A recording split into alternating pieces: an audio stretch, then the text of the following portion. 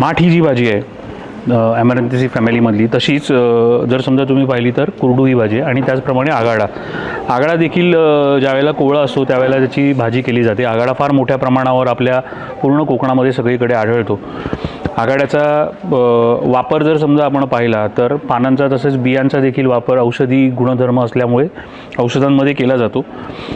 खात असताना जर समजा तुम्ही पाहिलं तर कफ कमी करण्यासाठी, जसा याचा वापर पित्त कमी करण्यासाठी केला जातो कुरडूचा, तसा आगाड्याचा वापर हा कफ कमी करण्यासाठी म्हणून केला जातो। आगाड्याची मुळं पानं ही औषधामध्ये वापरली जातात, पर्टिक्युलरली मूळव्याध, पोटदुखी त्यासारख्या गुणांवर तसंच रक्तदोष यासाठी यावर उपाय करण्यासाठी म्हणून आगाडा हा गुणकारी आहे। आगाडा हे ज्याप्रमाणे भाजीपाला म्हणून प्रसिद्ध आहे त्याचप्रमाणे गोष्टींमध्ये देखील आगाड्याचा फार मोठ्या प्रमाणावर वापर होतो, ते म्हणजे पूजा साहित्य।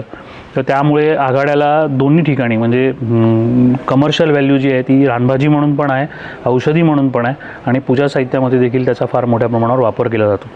आपल्याला हा व्हिडिओ आवडल्यास लाईक करा, शेअर करा, बेल आयकॉनवर बटन दाबून हे चॅनल सबस्क्राईब करा। धन्यवाद।